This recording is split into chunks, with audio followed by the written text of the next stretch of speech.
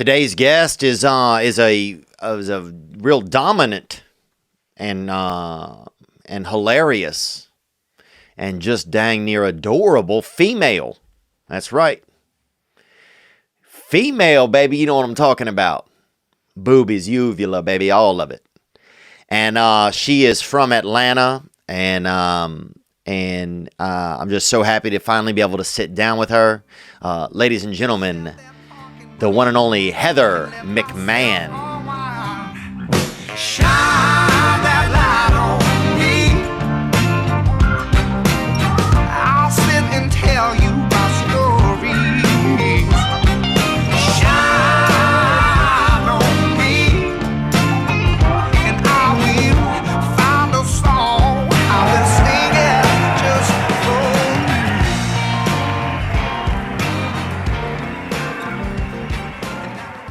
She likes a hard seat. It's fine. She's got a crippling sciatica, so it's fine. Oh, yeah. A lot of my friend has an Australian Shepherd, and it has dysplasia. Oh, fuck. Yeah. Yeah, most of them do, I think. Yeah, I got a Frenchie, and they have every fucking problem in the book. Do they? Yeah, I like needed that expensive, fucked up dog. Yeah. So that's where we're at, you know. A lot of, I think, Frenchies. Let me think. Frenchies, Australian Shepherds. I don't want to say a lot of foreign dogs, but it is what it is. They can't handle a lot of, they can't handle that American pressure. That's really, I think, the facts is once you get, even you get those Shih Tzus and they got them all pilled up on Instagram. I don't fuck with the Shih Tzu. Yeah. Do not fuck with the Shih Tzu. And let me tell you this. I tried to do the right thing. I went to like 8 different French Bulldog rescues. I was like, I want one spina bifida, one in a wheelchair, one leg, no nose, 8 one who noses. knows where there's treasure. Yeah, exactly. And I got denied all the fucking time because I was living in New York and they're like, oh, your apartment's not big enough. I actually had a very nice apartment for New York.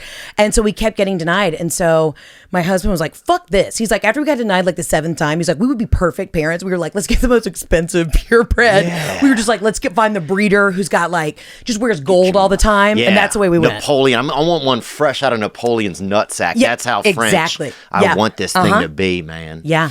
Yeah, I think it's tough. I've been thinking about trying to get a dog. And so I've been thinking about like what kind to get. Like, I think about, how pure can they get? How pure can the breeding get? Yeah. You know what I'm saying? I want that shit. I want that thing afraid to show up to war. That's how French I want it. Yeah. You know I feel what I'm saying? Like, you want it pure, but you also want it a little slutty, though, too. Oh, really? Yeah, you do. Oh, yeah. Mm-hmm. Yeah, I guess I could see maybe I don't know if they had a lot of slutty dogs, Bus, growing up. I'm trying to think of the dogs that I would see when I was young. Well, we used to bet, like, if a dog was giving birth, people would go out and bet on it and bet how many babies it was going to have. This is so Louisiana. So if a dog was whelping, they call it whelping, I think. Then people would be out there throwing a little bit of money down. Oh, hell yeah. And trying to win a little or just trying to, I guess maybe just also just feel what it's like to be victorious. Maybe not even, it might not even have been about the money. I mean, I feel like degenerate gambling is the thing. Like my husband gambles a little bit. Does he really? And I don't get it. Yeah, it's fine, but I don't get it. Like I won't even put $10 on like a craps table. Like I'm like, no, fuck that. I know how hard and how long it took to make those 10. And I'm like making a little money now, but I'm still just like, there's no fucking way I'm gambling. No. Now, do you give your husband a little bit of an allowance, or does he have his own? No, he has his own. But his job. Yeah, he has a job. Yes. I do not know. Oh yeah, that's fine. No, he has a job. Well, actually, technically, right now, he's I call him the house manager. So he gave up his career in New York. We were living there. We moved back to Atlanta, and I'm like, listen, until you build your real estate shit here, like I need you to be the house manager because we're redoing some shit. Oh, y'all are? Yeah, we are. Okay. Yeah, we're in the thick of it. Okay, so I'm sitting here with Heather McMahan. Thanks for coming in. I know we've been trying to get to see each other for a long time. I know. And I had so many people that were like, "Can I come over if Heather's going to be there?" I had more women. I'll tell you this. I had more women offer to come over in the past 5 days since people knew you were going to be here than have ever wanted to come and spend time with me. Those are my hoes. I love them. Shout out to all the girls out there. Yeah, I didn't get a good look at them, but some of them seemed like hoes over text. And it's that's a good thing. Yeah. If you present yourself a little slutty and you just you're honest and transparent about it, like you do you. Yeah. The ball's in your court. Yeah. I'm here for it. Yeah, I like that. So you started out doing comedy in Atlanta? Or you didn't start out doing comedy, so you're like you're kind of one of these hybrid people, kind of. And I'm not judging. I'm just trying to say stuff and think at the same time. Right. No, I hear you. So you're like one of these hybrid kind of artists. Like, take me into it a little bit. What is it? Well, so the first time I ever did stand up, it was actually at my high school prom. So I went to this like really conservative Christian school, and they always had like we couldn't even call it prom. We had to call it like the junior senior banquet, just because it's like fucked up. Right. And so they wanted like a surprise guest, and so I said they approached me. I don't know why, because it was like highly inappropriate, the set I did. And so the first time I did stand up was at this prom, and I was roasting the senior class, and I was like, if I can get up in front of these fucking peers that are like the most judgmental people on the planet, and I just came alive. I was like, this is what I want to do forever. And I was always a theater nerd and was doing all that. So I went to Ole Miss, got a theater degree, then went to New York and was doing kind of improv sketch. Like I really was on the SNL trajectory. I was like, that's what I want to do. I love a wig. I love a costume. Yeah. You know, that's just where I thrive. That's where I'm come alive. Yeah, I like a wig. And I was out in LA doing UCB and was kind of doing that underground scene. And then... So you were really hustling it. Oh, I was hustling, raw dogging it, whatever you had to do, I was doing it. Were you using sex to try to get forward? You know what? I offered, and no one picked up on it. They were like, "We're good, we're good." Yeah. Like if I could strip, I would, but I have eczema, so I feel like I would take off my clothes, and they'd be like, "We're good. Here's $10. Like, put your pants back on." It's real rashy, you know. It's lotion night. Yeah. They should have lotion night at the strip club for people with eczema. They should. When does that start? When do we start? Getting strip nights for when does the like cancel culture, like when does that like the forced diversity culture hit the strip clubs? When do we see like the girl doesn't even climb up the pole? It's like one of those like things at the Hampton Inn like swimming pool that just lifts you out of the water. But it's like that for the strip club. Yeah. It just takes her up the pole slowly and then just bring her slowly back down. Maybe that's a charity we start. That's our philanthropy. I like that. Yeah, completely just limp strippers. So I have a semi-family member who has been an exotic dancer. Ooh, yeah. And in our town, they had a strip club called Neil's. That's what it was, right? And I don't know if it was supposed to be a strip club, but enough people were naked in there where eventually, you know what I'm saying, you could see some titty. I hear you. So, but the ceiling was low in there. So the women would get on stage and they'd have to duck and strip. So it was very like kind of an occupational hazard. I mean, I would say this is before they had that. Yeah. Okay. So this is just like it was really like it had a lot of, you know, it was like the scoliosis. It was like in the scoliosis belt. Right. So there was a lot of but the women would have to get up there and so they'd have to strip. So it always had this very like it looked like the women were sneaking around. You know what I'm saying? Because they had to always duck bent down. over a little bit with like a titty hanging out. Yeah. Those are my girls. So they had to get into that. I mean, I'm from Atlanta where like stripping is an art form. And I mean, you go to places like Magic City and there's like 15 girls on a pole, like a Jenga set. I mean, it's insane. And then you go to places like the Claremont Lounge, which is a very famous strip club in Atlanta. There. Yeah, where like, you know, the women are in their 70s crushing beer cans with their titties. I mean, it's just like, that's the spectrum. And so and then there's my favorite strip club though, Swingin' Richards, which is mostly men. And you just walk in and literally it's just dudes doing the helicopter, just swinging their dick around. And you're like, really? Hell yeah. Yeah. Oh, I seen that in Germany at the park one time. Oh, yeah. Seems very German. Yeah. Yeah, I think so. The chopper, the fucking masculinity. I remember somebody took me to a gay club one time in Baton Rouge, and I'd never been. I didn't know they had it, right? Right. So we walk in, and there's like men with no shirts on and just jeans. And I thought that the air conditioner was broken. I didn't know what it was. I was like, damn, we're at a bar, and this fucking air conditioner is... You know what I'm saying? They should do something because this seems crazy. They got a decent clientele for fucking having no AC. You know? And then I realized it was gay men, dude. And they start, and gay men get extremely aggressive, I feel like. Oh, really? If they seem like a straight man is in the building. Because I have this feeling that a straight man, like, guys want to try to get a hot girl. But for gay men, the hot girl is a straight man. I hear you. Well, a lot of the dancers at Swingin' Richards' club in Atlanta are straight dudes. Oh, really? And they have a big gay clientele, but a lot of them are straight dudes. Because, you know, I mean, my sister's a criminal defense attorney, so she's had a couple as clients. And she's like, no, that's Mark. That's Mark. He's had 7 DUIs. But, like, he's a good guy, and he's also, like, hits on me all the time. So, yeah. Interesting. Yeah. So then you were in New York, and then you guys decided to move to Atlanta. Now, did you kind of were you, like... saying I'm going to take a sabbatical from kind of the Because if you were doing like Second City and stuff like that, were you like, I'm gonna like step away from that? Were you starting to do your own thing? What was going on? I went to New York and then I went out to LA for 4 or 5 years, and I was out there and I was like, I'm doing the commercials and all that shit. And I didn't take the traditional route. Like I was more UCB and really like honing that craft, if you will, as obnoxious as that sounds. So I wasn't in the store. I wasn't doing, the traditional stand-up route. And then I kind of had this like, oh fuck, aha life moment where my dad passed recently of cancer. So I had to pick up my life and move back home to Atlanta. This is in 2016. Okay. So I pick back up. I'm like, I'm just going to go for like 6 months. I'm going to help my mom figure out what's next, all this shit. And it was crazy. I kind of started living my life through Instagram and just really blowing up Instagram and using it honestly cathartically just to like get shit off my chest and try out new material. And it just blew up. And so then I was able to like work in Atlanta a little bit. And then I was like, this is insane. I don't know. It was a weird blessing. Like it was the darkest time of my life, but it was so cool to like be able to get an audience from that. And I just started like putting funny shit up that brought me joy. I didn't give a shit about being in LA. I didn't give a shit about being in New York. I wasn't trying to impress anybody. And that's when the best shit came out. Yeah. And then we went back to New York and I was touring in 2019 and it's just been a wild ride since. So, dang. Yeah. But now I'm back in Atlanta. Yeah. And so now you have so now you find but now you're going on tour, right? Yeah. So now you have a show that's going to be on stage. Yeah. So what's the stage show like? I mean, it's a grab bag.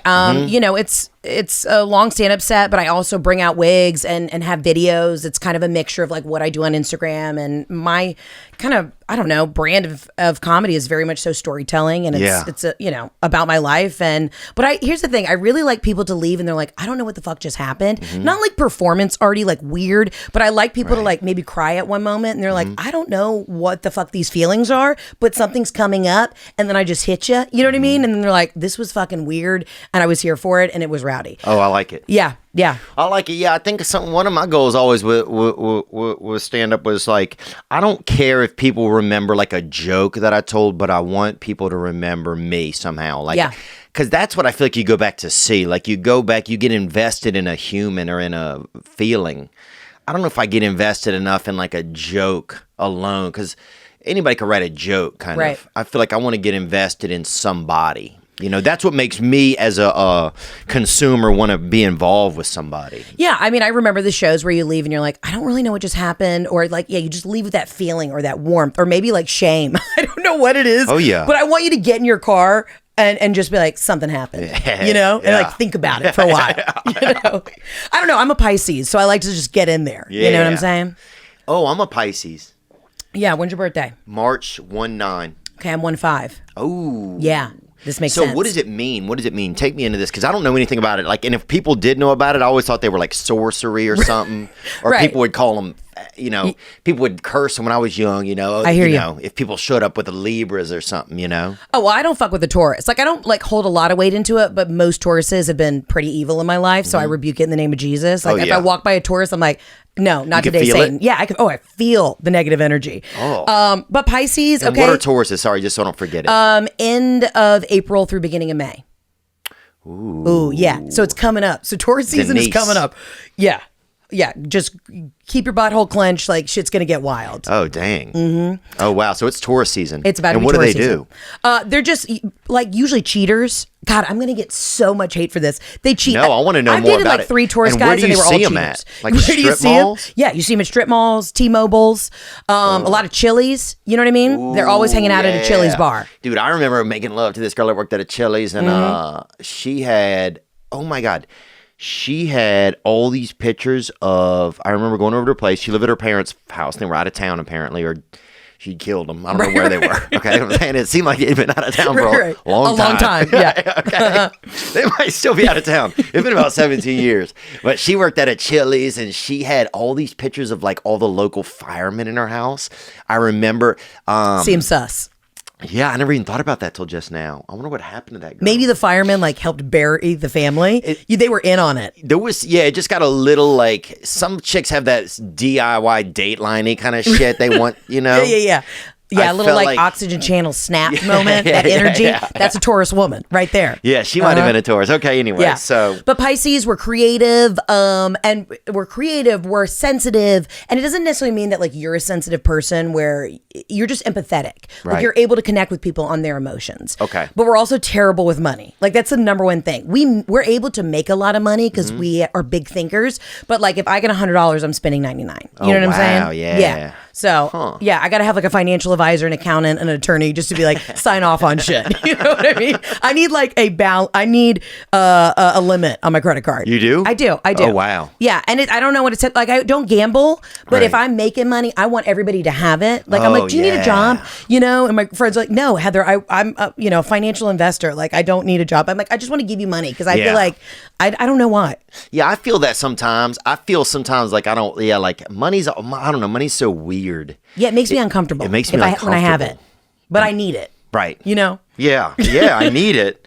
But yeah, it makes me uncomfortable. I don't like being somebody that has money because I think I always judged people that had money. Like I was always like, oh, these fucking rich people and shit like that. Yeah. And so I think sometimes I'm like, oh man, I don't want to have any money, you know? Like, but then you also have to have money. You can't tell the rent guy, hey, you know, I've been nice to people this month. He doesn't care, you know? Right. That's not his And vibe. I've had no money and it sucked so bad. Like I've worked every hospitality job you can imagine. Oh, really? Oh, yeah. Did you do DoorDash? I never did DoorDash, but like I worked at every restaurant. I worked every job in a restaurant. And when you're working in restaurants for like 10 years, I mean, it just takes a part of your soul away that I don't know if you can ever get back. But I do believe, you know, like in Israel, you have to serve in the army. You have to serve in the army. Yeah. 2 years, right, I think. Yeah, I think in America, everybody should have to either be like a valet, you know, any sort of like work at a hotel, work at a restaurant. Yeah, something. Yeah, work at a Perkins. Jiffy Lube. Be a hostess at a Perkins for at least a year. Yeah. And then you can go out into the real world and like be an adult. Yeah. Yeah, I think that's true. It would be nice if they had some kind of like a little tributary of occupational tributary that brought you out into the mainstream. Yeah. I'm trying to think of a job that I had that really stuck to me. Well, I used to sell Mexican food for a living. And like in a restaurant or just like... No, in a restaurant, yeah. Okay. But it was crazy, man. They had the two chefs back there, were these two black women named April and May. And they did not like cooking Mexican food. So sometimes we would have to literally go tell the tables that the chefs, okay? Didn't feel like making a quesadilla today.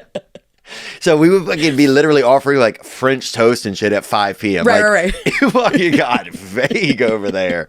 And I was so scared of them that I was like afraid of the confrontation. And sometimes I would just lock myself away from some of that because I didn't want to be a part of it. Do you think, we had a question that came in right here for you. Let's bring up this question right here from this young lady right here. Hey y'all, my name is Jessica from Atlanta. And my question for Heather is, if you could star in the Broadway with the Rat King himself, what production would you guys star in and what would your roles be? Ooh. Well, I've always been told, I have a lot of friends on Broadway because I come from the theater world. I've always been told the only role I could play on Broadway is Pumbaa from The Lion King. I don't know why, but they're like, that's the only role. Can you bring up a Pumbaa for me picture? Yeah. Because why? Go ahead. I'm sorry to interrupt you. No, I don't know why. I don't know if it's like them just being assholes and being like, this is the best you can be, or it's because I have like a deep voice. But yeah, I think, God, what could we be in? Is that The Lion King? Uh-huh. Yeah, my friend Dodd Loomis actually he does The Lion King.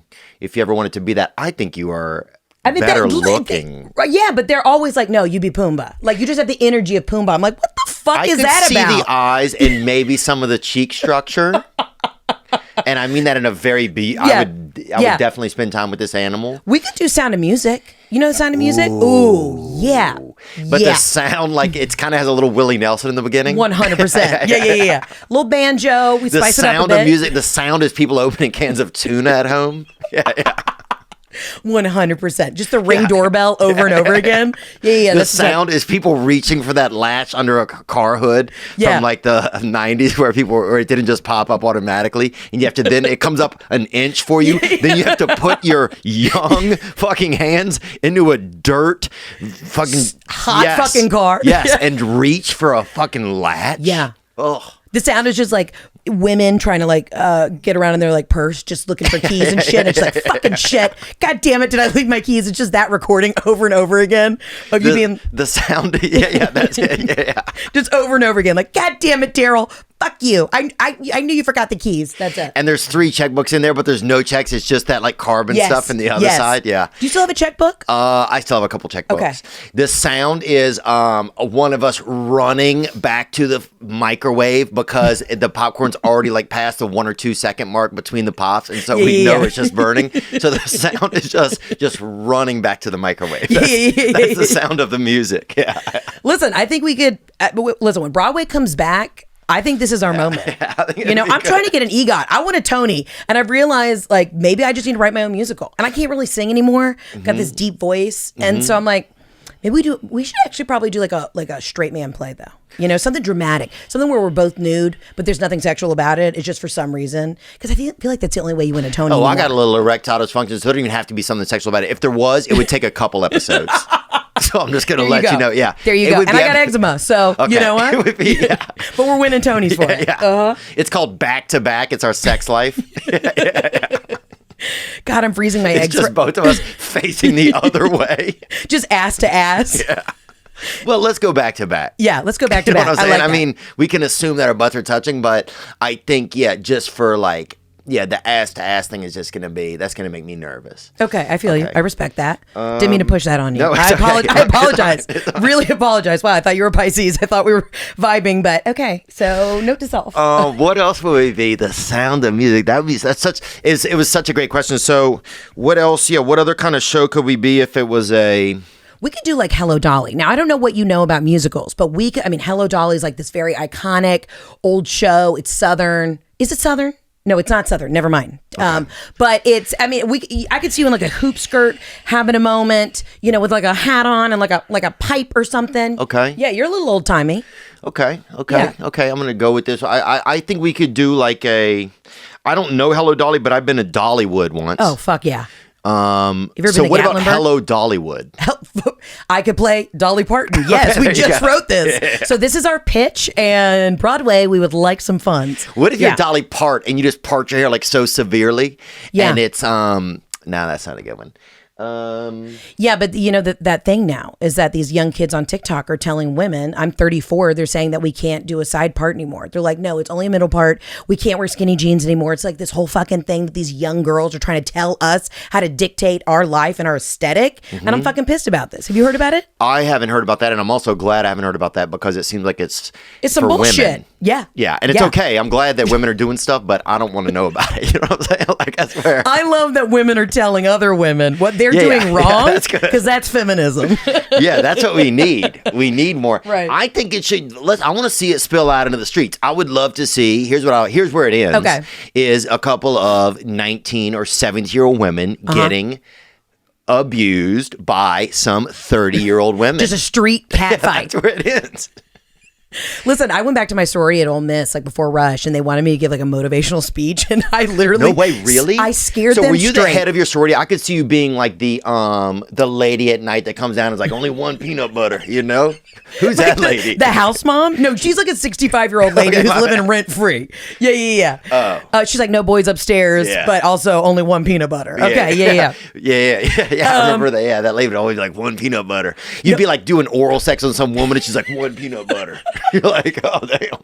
Because that's every man's fantasy, is that women in a sorority house are just doing oral sex on each other. That's it. That's it. Like, you guys just eat each other out all day, right? It's like, no. I remember doing oral sex on some woman at Ithaca College somewhere. I don't remember. That checks out for Ithaca. And some lady peeked in and was like, only one peanut butter house. I'm like, damn.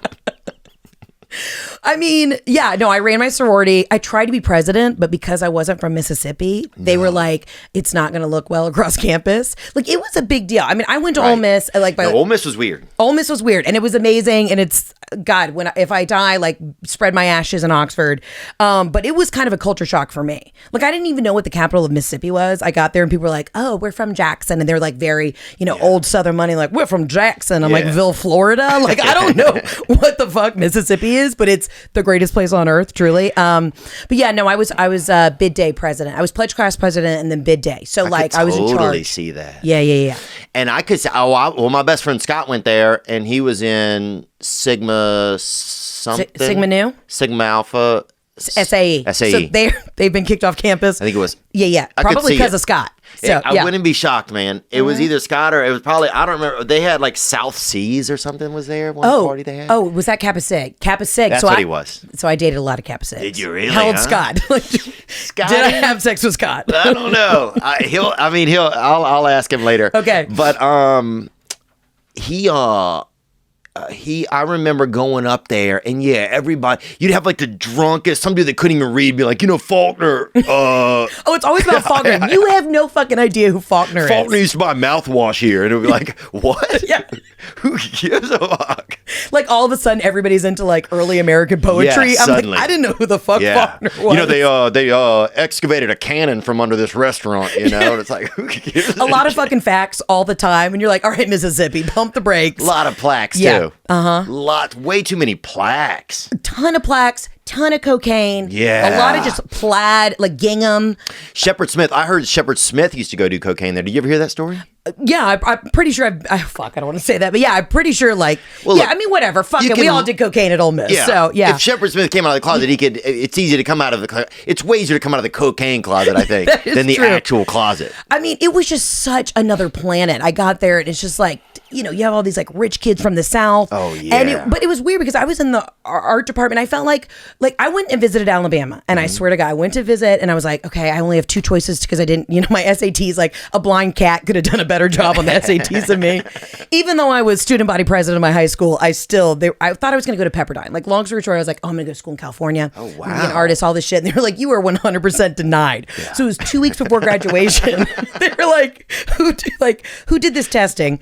And the funny thing is when the Lori Loughlin thing came out where she was paying somebody to get her kids into college. My sister called me and she's like, Dad, my sister went to Georgia Tech. She's very intelligent. And Troy Tech? No, Georgia Tech. Okay. Sorry. Yeah, Troy Tech, which is in Alabama. Troy, I think is.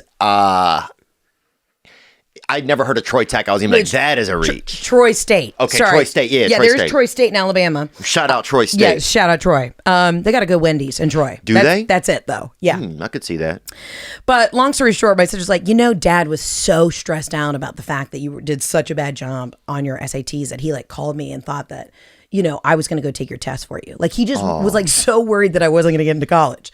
So it was either Alabama or Ole Miss, and I visited Alabama one weekend, and I swear to God, this is so on the nose, but this guy named Bubba was in overalls at this Theta Chi house, and he was just coked out of his mind. Oh, yeah. And it was a chicken tender eating contest, which I love tendies now, but at the time I was just and he was hitting on me, and I was like, I got to get out of Alabama. I'm not going to school here. Right. So I just that's it. I guess I'm going to Ole Miss, and I showed up at orientation, was like, fuck yeah, hottie toddy, let's go. And it was the best 4 years of my life. And then I did cocaine with Shepard Smith. So, yeah. Good. I was wondering how it ended. Josh Kelly used to go there. I went there when Josh Kelly, because he went to Ole Miss, I remember. I liked going to Ole Miss. It was just different. I didn't grow up with any tradition or anything like that. So you went there and everything was very traditional.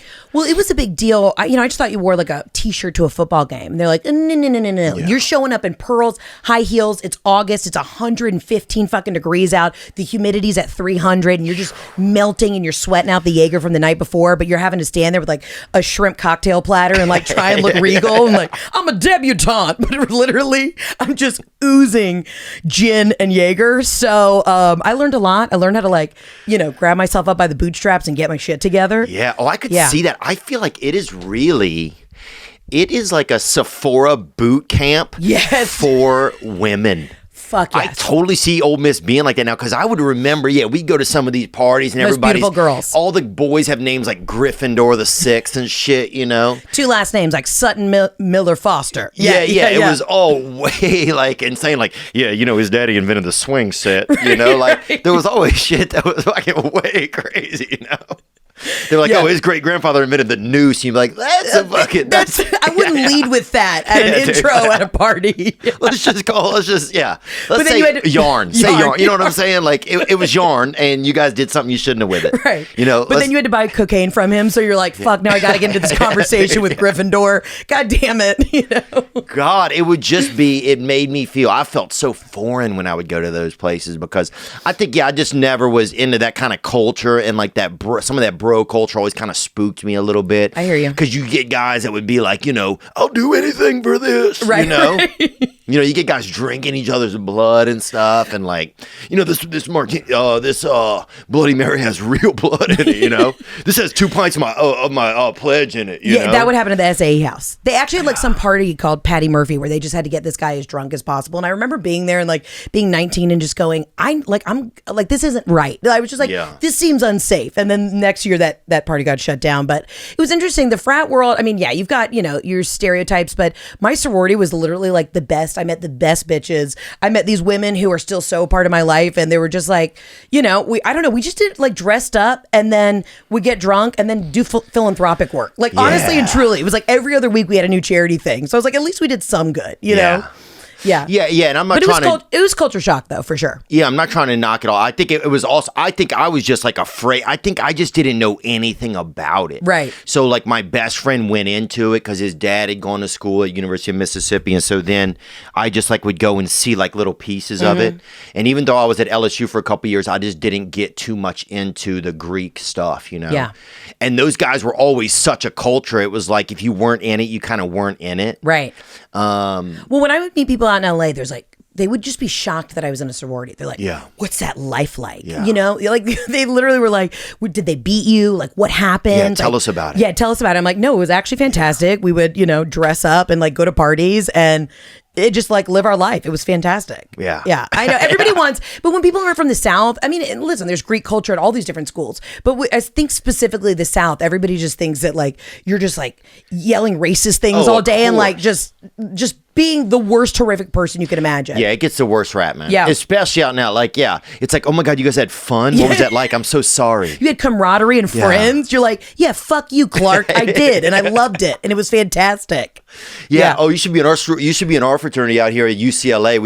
We just got a new fish. Yeah. Like, get the fuck out of here. I remember going to some parties there and it was so lame. It was just I'm sure. It was really, really bad. It would be like a lot of people doing, just Bitcoin before it was a thing. You had to like talk about it. Yeah, rumor. It was like Bitcoin rumors. Yeah, that was the night. That's funny. Yeah. Yeah.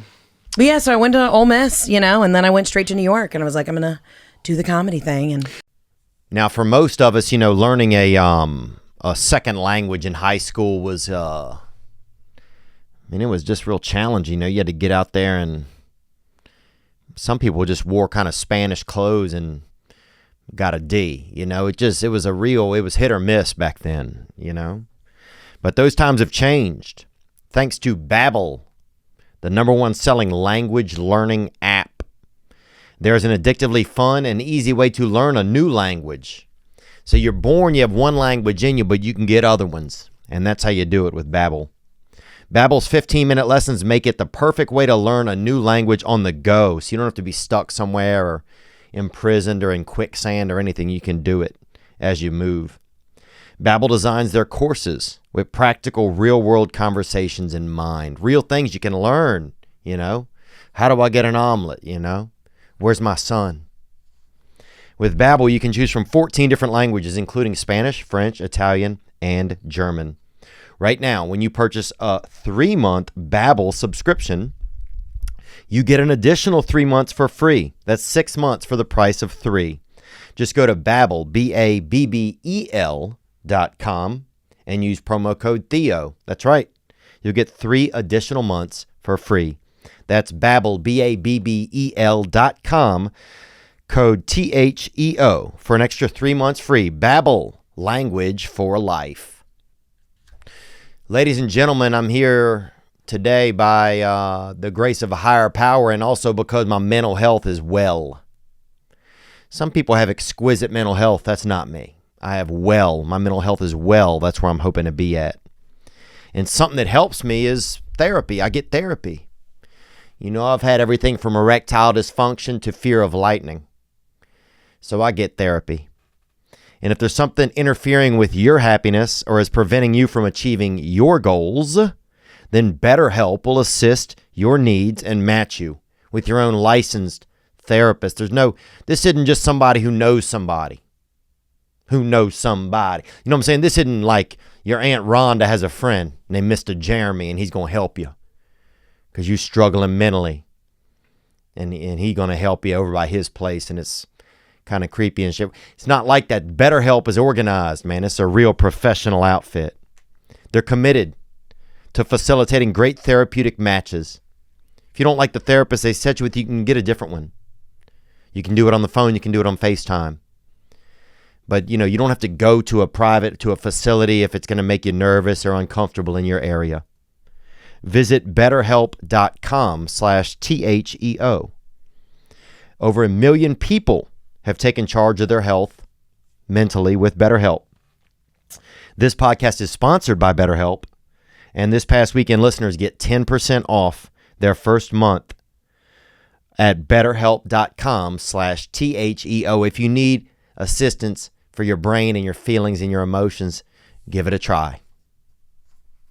So did you find more success then once you got out of kind of not the mainstream, but like the main paths of what we would expect routes to find success? Because to me, you were extremely like captivating and beautiful and thank you. And like original. Yeah. And so those things to me, like as just a regular man, and also then as an entertainer, are very obvious. Okay. So it makes me wonder how, and maybe other executive stuff did see that, but it makes me wonder like how it wouldn't be such an easy choice to be like, oh, this person, yes.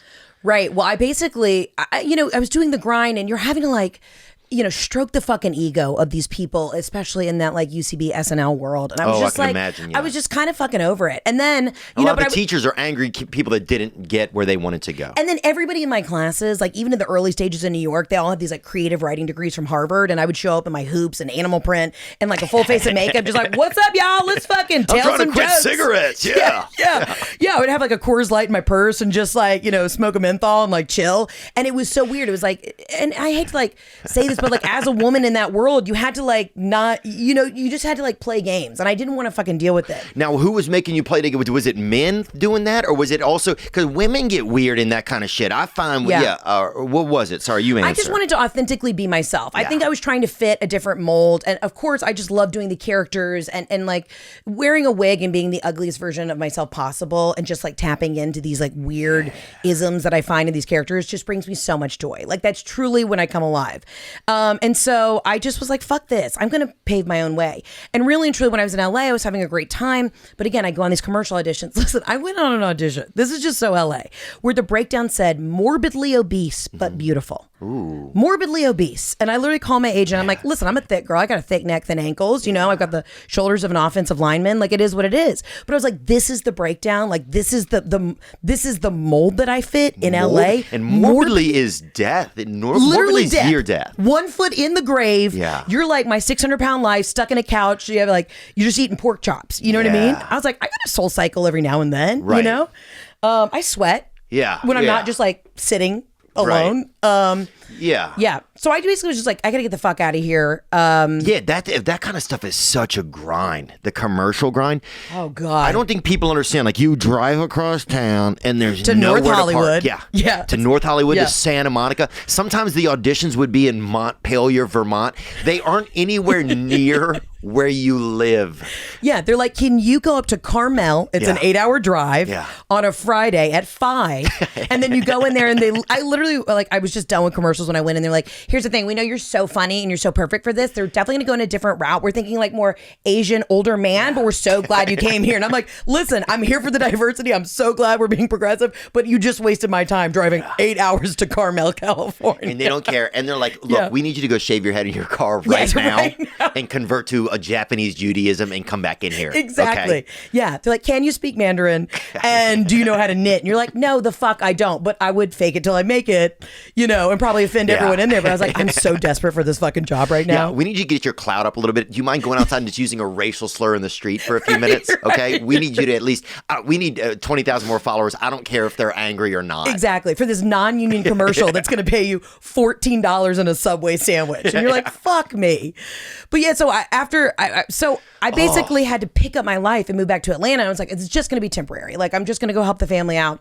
And then when I started just living my life authentically, especially through Instagram, because it's almost like a reality show every day. I mean, I'm just uploading stream of consciousness, what comes to my mind. And then all these women were just like, thank you for talking about this. Oh my God, I connect with this. And then I was able to start touring and it was just insane. I was like, fuck it. I built it on my own. Like, fuck LA. I have to go back to LA like next week now. But the thing is, when you leave LA, that's when they want you. Yeah. But if you have a P.O. box or an address in Los Angeles, the phone never rings. Yeah. But as soon as you leave, they're like, now you're hot and fresh. We want this thing. Yeah. We want this thing. We want this blood diamond. That's that's what they call us, Once you're out of LA, they call you blood diamonds. Fuck yeah. Like, oh, how did we get that? Yeah. Sierra Leone, blood diamond. How did we get that rare ivory, How did we get the ivory with the cane sauce on the side of it, Oh, fuck. I love cane sauce. Yep. I've never been really Southern, I don't feel like. I'm sorry. Come again? Do you think I seem like a Southern person? Yes, Theo. Really? Yes. Have you taken a look in the mirror today? You have a fucking mullet. You have a tight fade and a mullet, and you're from Louisiana. Yes. I guess so, yeah. I don't know. I've never really identified as that. Well, see, maybe, I don't know. Maybe I'm projecting because I don't feel Southern. No, it's okay. No. I think it's interesting. Do I come off as Southern? Yes, to me you do. But then also, the more I kind of see what's going on, I feel like you come off. Here's what happens. Sometimes in New Orleans, people also come off as New Jersey. So there's some close stitching there. I hear that. Between like different styles. Like, I don't think you come off as like Southern Georgia, which is where things can get really Southern.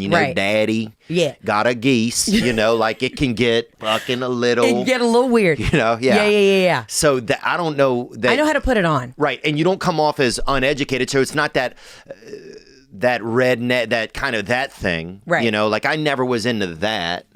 Or felt like that growing up. So I guess. But now, do you find in the business that they try and put you in that box? Oh, yeah, sometimes. And I won't honor any of it. The only Southern thing that I've even done is when me and Chelsea Lynn did a live show around the holidays. I loved it, and I adore her. And it was fun. Great. Oh, she's so much fun. It was hard to do, but it was a lot of fun. But that was like the most kind of, because she does like, I don't know, her character or Tammy's. She's more because Chelsea's from Oklahoma, so she's more just kind of rural. Right. Is it redneck her character? I don't know. What do you think it is? I mean, it's trailer trash Tammy, right? Right, but it's not redneck Tammy. Right. Ooh, like, this is a good. We're getting really, we're really like peeling back the layers. Yeah, she's just. I think trailer trash Tammy. Here's the thing: all of her characters are like very confident people, and that's there's always. But that's a Southern thing. Southerners are confident. It doesn't matter. Like even in my lowest moment, like anxiety through the roof, I'm like, I got this. Like my daddy told me, I got this. I fucking got this. And I'm from Atlanta, like you said. I'm not from like Macon, Georgia. Right. But there's something about like that Southern inside of you where it's just like I'm gonna fucking do this. Like. Watch out. Daddy told me yes, so I'm doing it. I do say daddy, though. Diddy. Hi, Diddy. Rest in peace. Yeah, I don't think I ever had that then. I think I got to the lowest point and I was like, I'm not going to make it. Who's coming with me? Right. Right. And a lot of people were like, I'm not going to make it either. I got shotgun. Right. That's where I kind of feel like my group, I feel like it's sort of this, I don't know. I honestly do not know who my supporters are sometimes. Like, or I don't know if supporters, but like, I don't really know who's on my team because it's not like redneck people. Right. No, I think I know your supporters. Well, I'm one of them, but like, I know that dude, it's a Riley, Riley, how are you today? Riley, I feel like I'm in the presence of just like Barbara Streisand. I adore you, Riley. Japanese greatness right there. That's right. And are you Japanese, Riley? I am. There you Hell go. yeah. Good How's guess. church? It's pretty great. Great. I love that for you. You're a man of God. I'm a woman of the Lord. So that's why he just opened the door earlier and we just connected. I felt the Holy Spirit there. I could see that. I felt it. Yeah. And Riley last year got his first kiss, actually. Oh, hell yeah. Hell yeah. How was it? Tongue? Yeah. Oh. Yeah. It was pretty great. Yes. Riley, huh? Cleaning the palate, baby, Yes. with that freaking little ginger snap. There you go. Now, Riley, I'm a great matchmaker. That's just like one of my talents. So if you tell me like what you like, I mean, you can be very specific with it. If you're like, I want her to have green eyes and, be into anime and, love Chipotle, like I will find her. So don't ever, you feel like you can ask me. I will find you. Dr. Your soulmate. Sus. They call him Dr. Sus. Oh, hell yeah. Yeah. We'll talk afterwards. Green eyes and breasts. What do you like, Riley, honestly, if you are looking for a woman? And I think Heather's very serious about that. I am. That she would consider helping you out, brother. Damn. Yeah, I mean, I'm more of the I'm honestly open to anything. Not anything, but like I mean, like give us one detail. Yeah, give us a detail. Like you talking, so we talking 5 to 6 feet? What are we talking? Yeah. cool. Honestly, as tall as you want. I'd Like 6'4"? I mean, do you want to be cuddled at night? Like just give me specifics. How do you want to feel on a date? Okay, I like being cuddled. Okay, great. All right, so a larger woman. Okay. Right, larger woman. Fantastic. I mean, I'd like to cuddle her as well. Oh, okay. So maybe she has one short leg, one long leg. That backpack. You want to backpack it, huh? Okay. Yeah, exactly. Okay. Let's see what Fantastic. That's all I need right there. I got it. I just and it's about what you get out of them. It's it's a waiting game. Yeah. Okay. Give me a blonde. Give me a blonde. Look, it's a game show. You say give me a blonde? Give me a blonde. Oh, Okay, Riley. now we're freaking saying Okay, there we go. See, I like that. And it's okay. I think men now feel intimidated, like they can't say what they want, but just be honest about it. Like I have a very specific I want type. a woman. Yeah, I want a woman. That's fine. I want somebody with a vagina, Yeah, I would prefer and that. a good attitude. And that we can find that. There's plenty of women out there with vaginas and good attitudes. Now, Riley, because we haven't even really gotten into this, Riley, and I know, have you been, since the kiss, have you been doing any more dating, or is it? Not yet, no. Okay. I like the want attitude, to. though, not yet. Yeah, not yet. Not yet, but Very I will. optimistic. I will soon. You got to speak it into existence. Exactly. Put it on the vision board. I used to think that was such bullshit. Right. And then I got high one like New Year's Day and I made a vision board and then all the shit came true. I was like, God damn. Okay.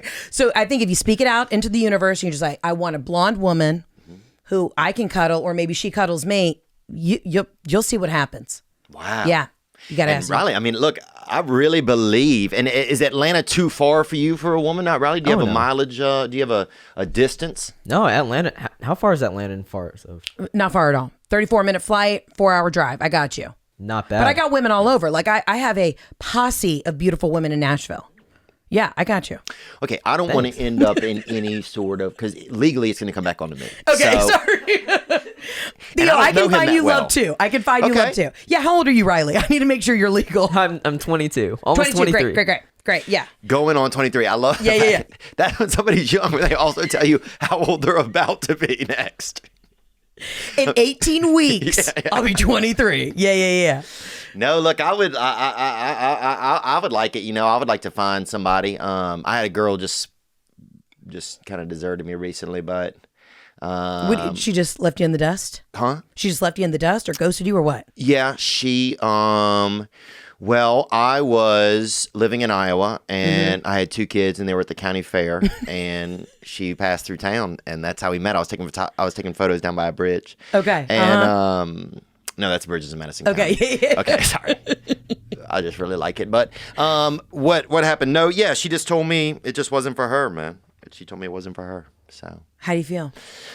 I was a little bummed actually because I felt like I just didn't share I think I had some more feelings and I didn't share them.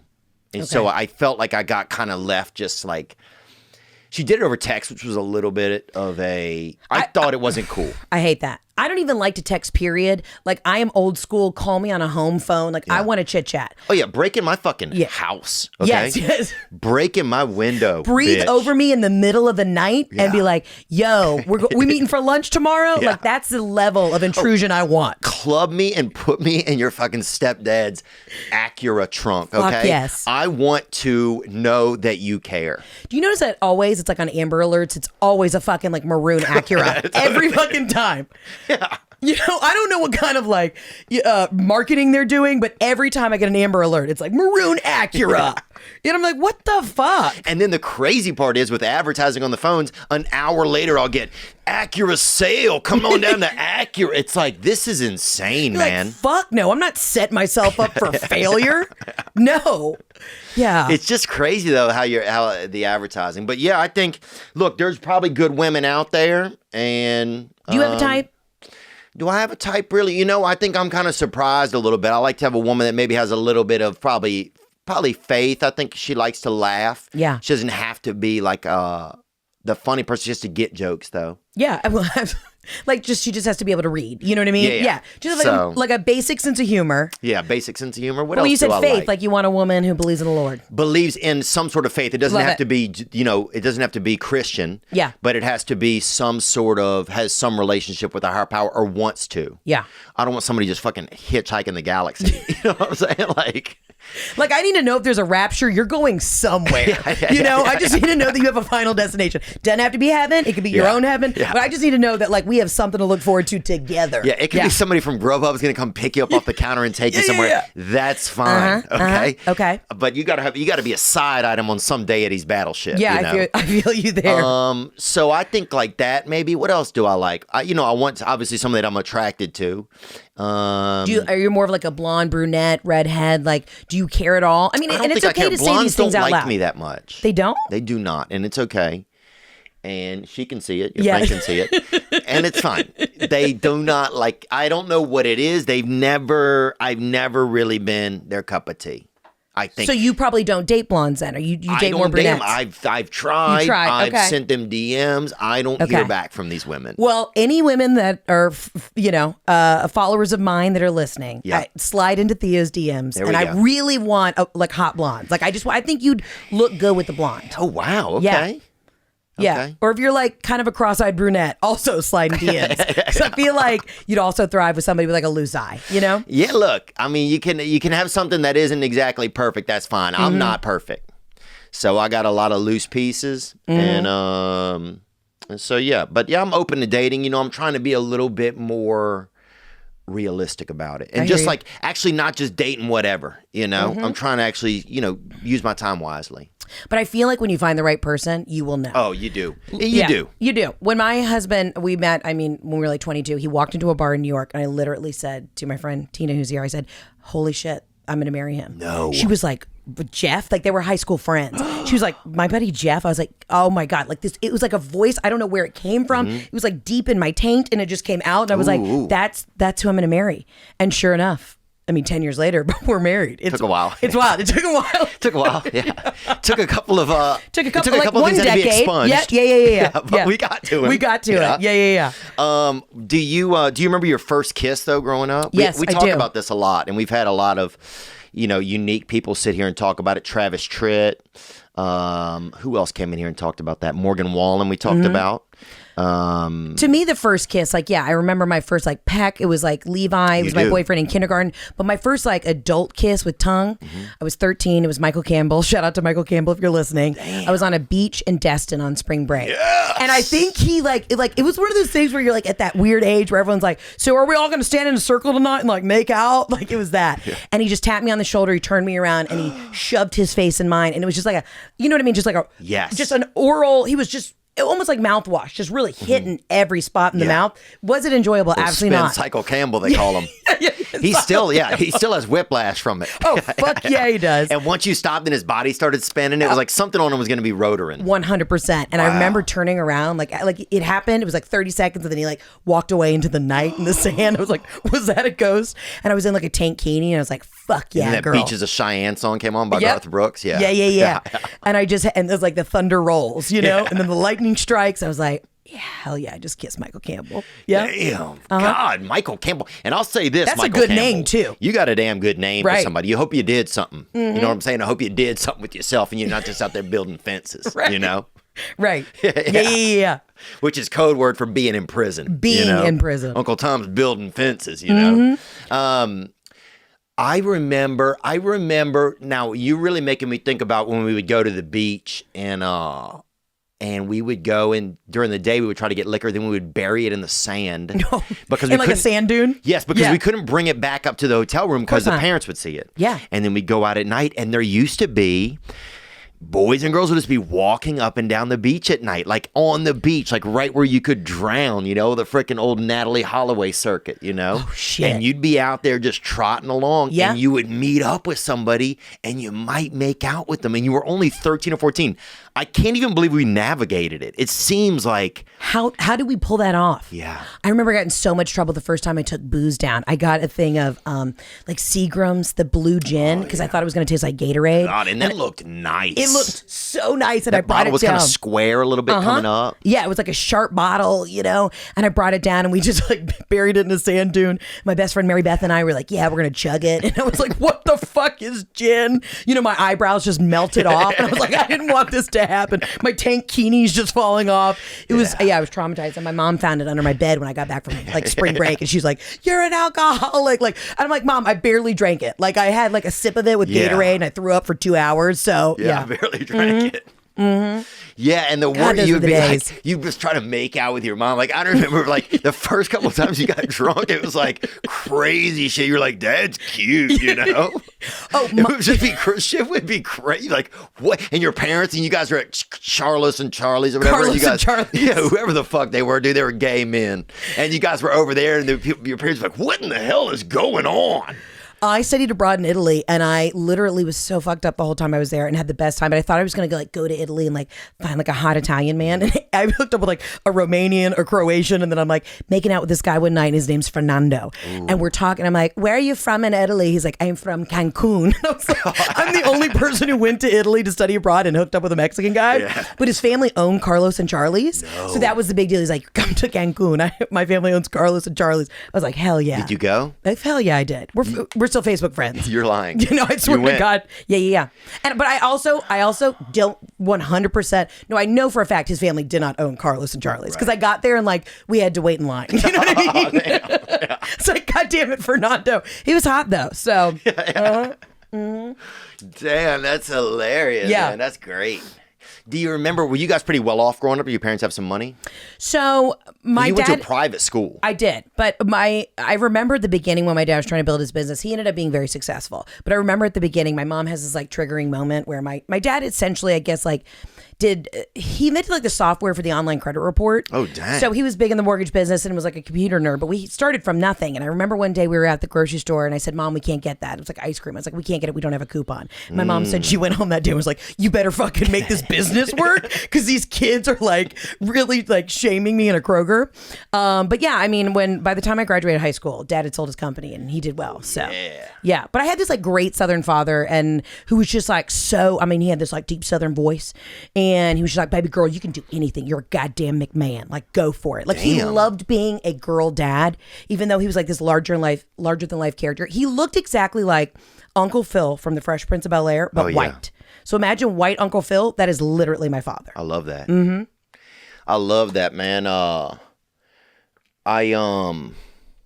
And he died of cancer. What kind of cancer did he get? Pancreatic. Oh, once it gets down there, it's You're tough. fucked. Yeah. And it was crazy. From the day of diagnosis to the day of death, it was 1 week. You're lying. I swear to God, he was going to have a fucking heart attack in Waffle House. He went to Waffle House every day. He had his own booth. Like, they have a booth with a plaque on it where my dad used to go. So he was really... Yeah. I mean, I thought for sure if somebody called me and they're like, he just dropped dead in a Chick-fil-A, I'd be like, that's on brand, Dad. That's on brand. But yeah, he had no idea. And so we went to the hospital and they're like, yeah, he's got, he'll be lucky to make it through the night. And we got him to MD Anderson in Houston. And then it was like a week later. So it's also weird because when you talk to other people about cancer, they're like, yeah, my mom struggled with chemo for 3 years. And I'm like, we had a fucking week. Like, I still went through it and saw it, but I didn't have the same experience as everybody else. Right. It was insane. Yeah. Yeah, it was very quick. If you get pancreatic cancer, but then you have like that one asshole. We had this real dick in our neighborhood, and he's had pancreatic cancer stage 4 for like 13 years. He's still kicking it. Yeah. But I'm like, if you survive it, you're an asshole. Like, if you're still on this earth, I think God either wants you to learn something, teach somebody something, or you still have something left to do. I was like, my dad peaked. That's the way I have to like rationalize it. He was such a great guy. He had this successful company. He fucking did it. He peaked. So once you peak, you're done. Like, lights out. Yeah. You're gonna die. Yeah, so if you start to feel yourself peaking, man, you better get humble and figure it out. Get real fucking lazy. Yeah. And make sure your will and estate is, in the right place. That's a good point, actually. It is a scary feeling to feel like, what else do I need to do, or what else am I supposed to do? Yeah. But it's also a nice feeling to think like, what other purpose do I have, and to find some other purpose. Right. I think that's where I've been at recently, just trying to figure out like, find some more purpose for myself that's not involving me. Like, that's one thing, a side effect of doing our jobs these days is it's a lot of me. Yeah. And it's a lot of me, and it's a lot of like, you're the product kind of in a way. And so it's a lot of me, and it's like, God, get so damn and then I become like myself. Self-loathing too. Yeah, I'm so fucking sick of myself. Yeah. And then I have these moments where like I never had anxiety before, and I've recently like been getting super fucking anxious. It's like almost like a manifestation through my body where I'm like, my head's like, I'm just like, what the fuck is happening? And I'm like, I gotta get over myself. And then I'm like, it's like, just stay fucking humble. And not that I'm not, but it's like, you're like, why am I feeling this anxiety? Like, I know what I'm doing, I know what I'm here for, but it's like trying to find that bigger purpose. Like maybe it's the Lord telling me like, slow your fucking roll, do something else for somebody, Yeah, I think, well, that's what they say sometimes. Yeah, like that I'll find, if I find other stuff to do, if I make my focus other people, right, then I'll find more joy. But yeah, it's interesting, man, because you start to become that it's a lot about you, because you're the product and you're the only one doing it, and you're the production company, there's so many little things that you are, and it's like, and then also you made it work that way. So it's hard to hard to delegate. Yes. I don't know how to tell anybody to do anything. My entire family is like, you need to hire someone. But I'm like, when you've been hustling and on the grind, it's like, I just know how to do it. And that's another thing. Pisces, we're not great at delegating. I'm like, if I don't do it for no, we're not. We're terrible at it. I mean, you got a good crew here, and you got Riley. You got to write this down. Yeah, I got you. But yeah, it's really hard to just like let go of the reins and be like, okay, I trust somebody else, because when you're like do we sleep on our side or not? Do we sleep on our back or side? No, we sleep on our tummy. Do you sleep face down or on your side? I've been doing like kind of this almost 45-degree angle thing. I got to figure it out. Okay. We sleep on our tummy. We do sleep on our tummy. I'm like face down. Yeah. Okay. Yeah, we're getting our lives together. No, this is good. No, because I don't know a lot of this, and I think this is one thing where men and women, we don't know what's going on in the stars, so we're out there fucking, we think everything's a little dipper, and we're like, oh, that's a little dipper, Yeah, I mean, I really had to have these moments like after coming off the road and like basically sitting at home for 2020. I'm like, shit, I've had time to like be in the quiet and reflect, and I realize I only thrive in chaos. Like when I'm on the road, when I'm out auditioning, when I'm on 65 flights in a month, that's where I do well. When I have time to kind of sit alone in my own thoughts, I'm like, this is a scary place to be. Yeah. And it's not that I'm like, not in tune with who I am. I think you have to be to do comedy, but there's just moments like I don't do well in silence. Maybe I'm fucking codependent as shit. I don't know what it is, but I need to have like the noise around me. I'm also freezing my eggs right now, so I'm on a lot of hormones. So I'm just like, literally, I'm sweating through everything I have on right now. Oh, damn. And I think that's also why my anxiety is bad, but it's a fucking wild ride. Dude. Frozen eggs, baby. Yeah. I like that. Yeah. But they basically, like, I have to put testosterone gel all over my shoulders at night. Damn, I'm built like a water buffalo. Like, I wouldn't say that. I'm built like a Conestoga wagon. I know that. I'm built pull up a gingerbread man. This is exactly what I'm like. Ladies, if anybody wants some of this, you know what I'm saying? I want you to know what you're going to get. Yeah. Full throttle. We're going no frosting. Okay? We're going no frosting, though, ladies. But pull up a water buffalo, too. Yeah, and pull then you'll up water see. buffalo and gingerbread man, please. Can we get 2 images, Riley, whenever you get a chance? Yeah. The brain is one of the biggest organs in the body. And I made that up, but that could be true. These days, you don't know what's true, man. There's so much stuff rattling around in your head. Facts, different things, vitamins, scenes from old movies, war reenactment, all kind of stuff. That's why you need to create some headspace. Wouldn't it be great if there were a pocket-sized guide that helped you sleep and focus and act and be better?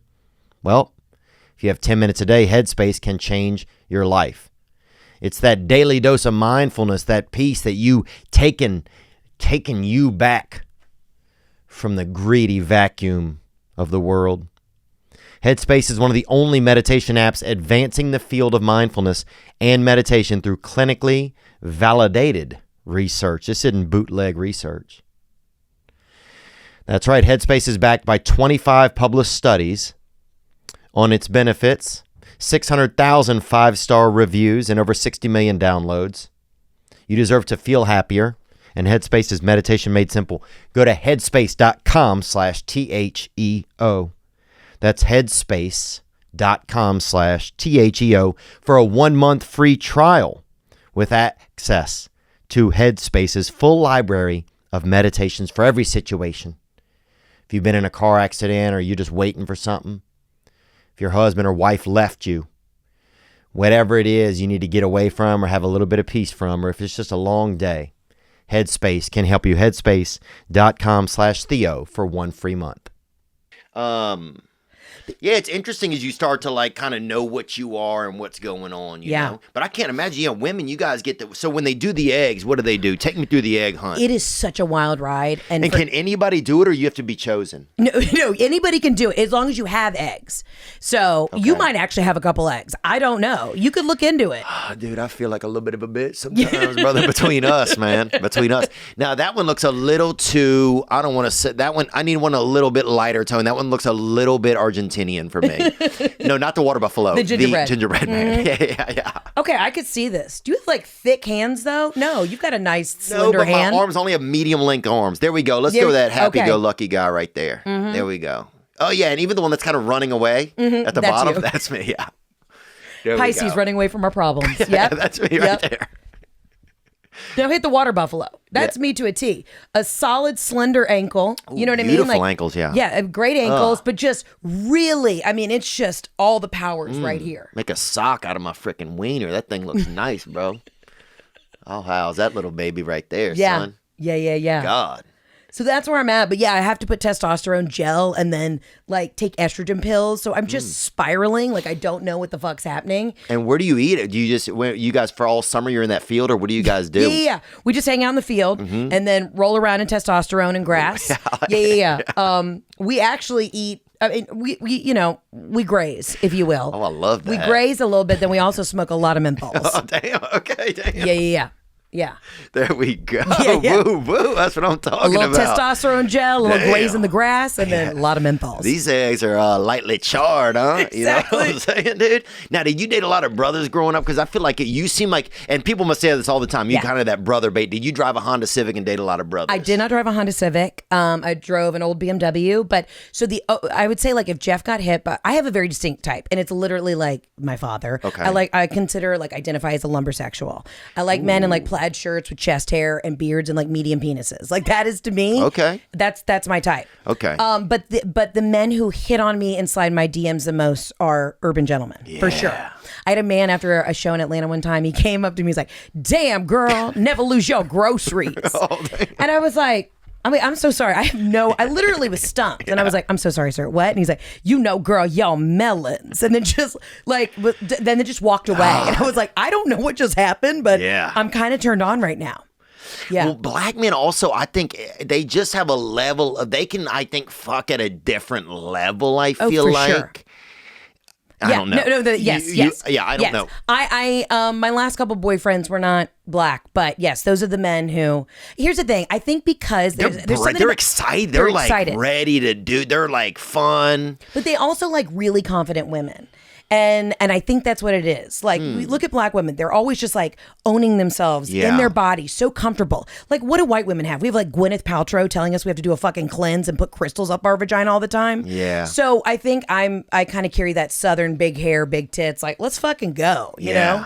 Energy. So, how many people think you're that lady who married the football player's wife? You gotta be a little bit more specific. The lady who married the football player? The lady that had a reality show for a while on Bravo. Do people ever think you're that lady? Oh, Kim Zolciak. Yes. Oh, yeah. Okay. So my mom went up to her to Publix one time. Your mom thought it was you? Yes. My mom went up to her and was like, Kim, my daughter looks just like you. And then showed her a photo of me, and Kim was not happy with it. But I'm like, Kim, come on, girl. I'm like, that's you funny. With like, an extra 20 pounds. But yes, I do get told I look like Kim all the time. Oh, that's funny. I get a lot of random stuff. But Kim looked all different now. I mean, I haven't seen her in years or anything. I just remember they used to have a show that she was on. Yeah, don't be tardy for the party. And it was because her husband played Atlanta football, and I'm a Saints fan, so they would play each other. But I get Anna Nicole Smith a lot. Oh yeah, the deceased. Deceased. Rest in peace. But I get her like when she was having a good day. I used to work at this gym in LA, and this old guy named Moses would come in all the fucking time, and he would just scream, "Anna Nicole, you're here!" And I'd be like, "God damn it, Moses! Like I know you're in a knee brace and you're here to exercise, but I want to fucking take you out by the knees. Like I don't need you." And then everybody would kind of turn and look at the counter, and they'd be like, "Oh, she is Anna Nicole," and I'm like, "God damn it." Yeah. Yeah, I wonder what musical we would be in. Sound of Music is good, It's man. a good one. Yeah. I mean, we're not hitting Hamilton. You know what I mean? I just don't think we have the diversity or the talent for it. So I think, I don't know. And I don't like those. I think a lot of the uniforms, they were on a ship or something. I don't like a lot of that. I feel you. Then, I mean, what else could we do? We could do like Dirty Dancing. Oh, yeah. We could hell yeah. Hell yeah. We could have a moment in Dirty Dancing. Again, we would have no pants on. There's no running on the moon. Yeah, exactly. Just remember, you're the one thing. That song, you know what I'm talking about? Yeah. Okay. But then I would pick you up. Because I keep singing it and you're seeming like you don't know what I'm talking about, and it's making me nervous. Time of my life. Hold on, we gotta harmonize. Never felt this way before. Let's go. No, I know it. I was letting you take the lead. But I'm in a wheelchair. I gotta be in a wheelchair. And in the end, I just go off a little ramp. And then I'm at the bottom and you crush me. But we figured out we're like, obviously, it's like stage combat where I don't actually get hurt. But that's the new twist, that you end up killing me. And I only to you. Do you have a thing that you got to blow into for the wheelchair? Because they did a fundraiser. Yes, I love that. They did a fundraiser volleyball game. Oh, God, and it rained, but people still came and gave money. And somebody got electrocuted because they also had a band there. And that guy died, but it wasn't about him. It's never about him. Yeah. And everyone's like, hey, you know what, Dylan? Go fuck yourself. You always try and make it about you. But because he's a Taurus. And that's how that works. Yeah, he is. He's a Taurus, dude. Yeah. He's a Taurus, but he ain't no freaking bull like you. No, he ain't a water buffalo. No, he ain't. God, it's like looking in the mirror. Oh. Really, I just don't. I mean, I understand the relationship to. I understand seeing an object. Pull up Conestoga wagon, if you will, please, Raleigh. I couldn't fucking tell you. Also, let's go on record. First time an Asian guy has asked me how to spell something. And no offense, Riley, I'm not no assuming offense. You're Asian, but Conestoga wagon. But we expected better. How about this, dude? Fucking guess, bro. Yeah. You know what I'm saying? Just type in wagon, and I bet one of those would come up. Let's see you spell it out. I actually want to see this go on. Because the spelling bee at our school, and shout out this girl, Helena, and they called her Big Helena. Ooh.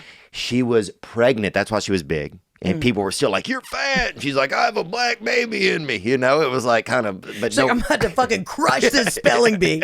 Suck a dick. Yeah. She won the spelling bee in 5th grade. Pregnancia. Okay? Mm-hmm. And I misspelled. Women can do anything. Yeah. I'm telling you. Thank you. We can. Thank you. Look at the Statue of Liberty. Okay, look what that bitch did. You know, she's in heels and she's been standing up that long. She's been doing it, crushing Praise God. This is a Conestoga wagon. That's how I'm built. Yes. Hold on. Let me take a look at you. Let me take a look at the wagon. 100%. That I've actually never seen something more accurate. Thank you. Yep. The neck is right. Yep. Limited neck. Now limited neck. I can see. You know, I'll look around, but it's a lot of it's for show. Yeah.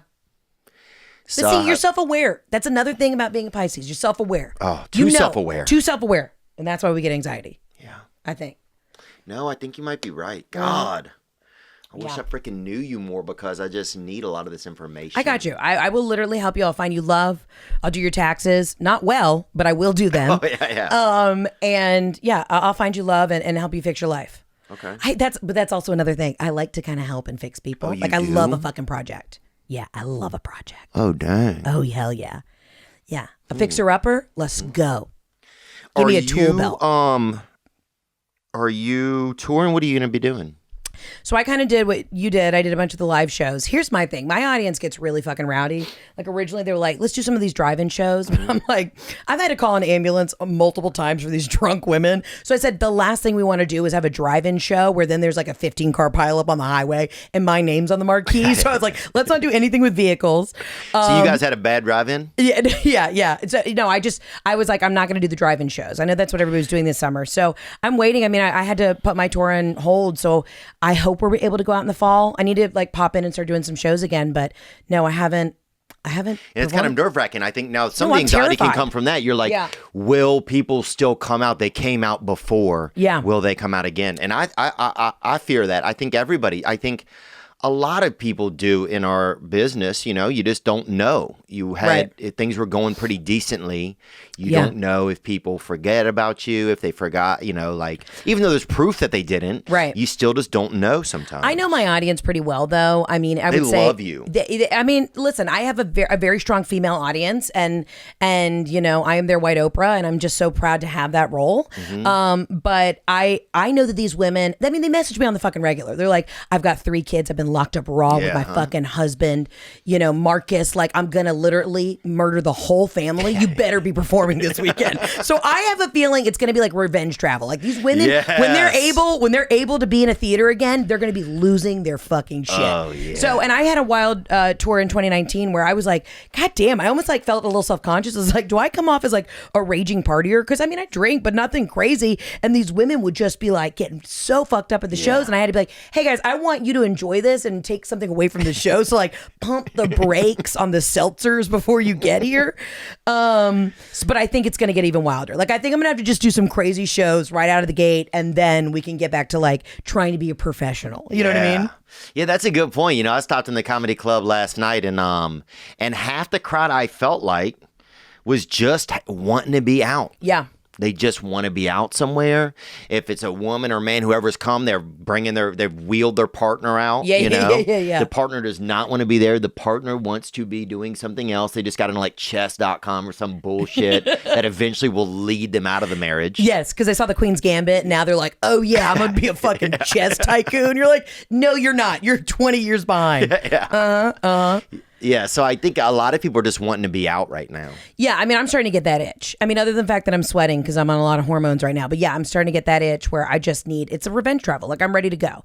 I had COVID. I'm like, I've got the antibodies. Let's roll, Are you hot in your? I can turn the AC on. Oh, I'm fucking melting. But again, it's because I'm on testosterone. Is it? I was on some a little bit. I got off of it. But do you mind cutting the air conditioner on? It's right outside of the door. Yeah. Oh, I didn't know if you could have it. Oh, thank God. Yeah. Praise be. I'm fucking melting. I've drank like already this water. I'm hitting a smoothie. It's been a while. Yeah, well, you look nice though. I don't see any sweat on your head or anything. Well, I feel like the pants are getting, you know what I mean? When you have big tits though, it captures right around your heart, which that's why I have fucking hot flashes all the time. That's the other thing, performing.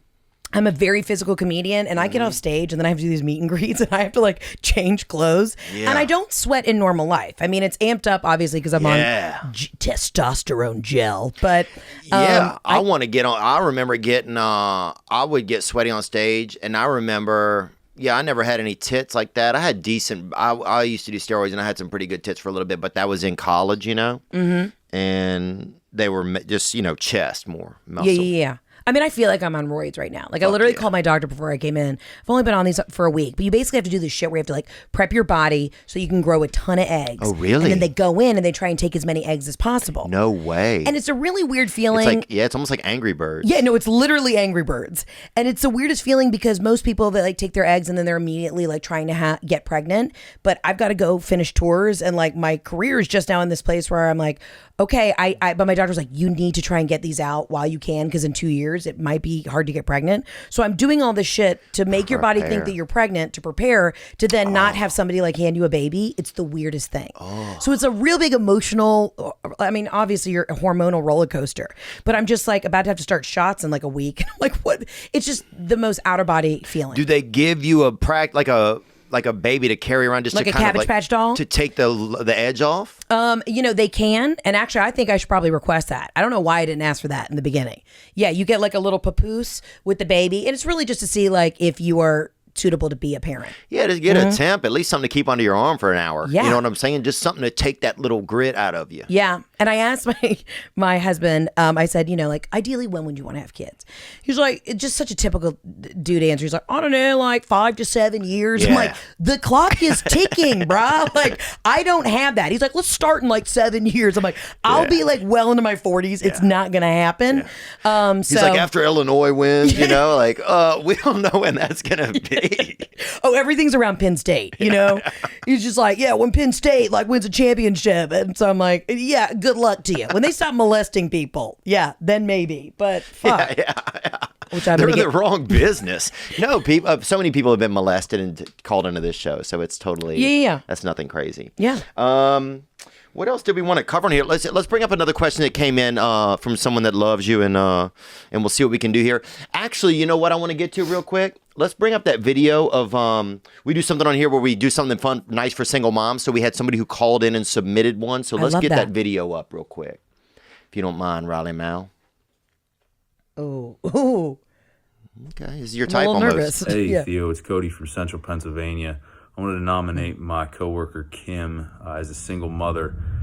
Whenever we come back to our office, had a bad day, had a hard day, she's always a smiling face, cheers us up. Great woman. She's raised a good daughter, got a good head on her shoulders. She's trying to take care of her mother, commuting to take care of her mother as well. And it's just been a little tough lately. Figured I'd reach out. But gang, baby. Thanks for the call. Let's call Kim real quick, and we'll just. I love that you do this. Let's give her a call. Yeah, look, it's nice that people support, man. And I remember my mom always just like sometimes if she would have had like a little extra cash just to do something, you know, just so she like a couple of hours she didn't have to think about some, like I feel like it just would have helped her a lot. But what do I know? Also, let's see. Let's call him up. Riley, can you get that lady on there? Kim is her name? Yep. He's on. Stand by. Oh, God, I cannot wait to set up Riley. I'm so thrilled. Yeah, now that I want to see. Yeah.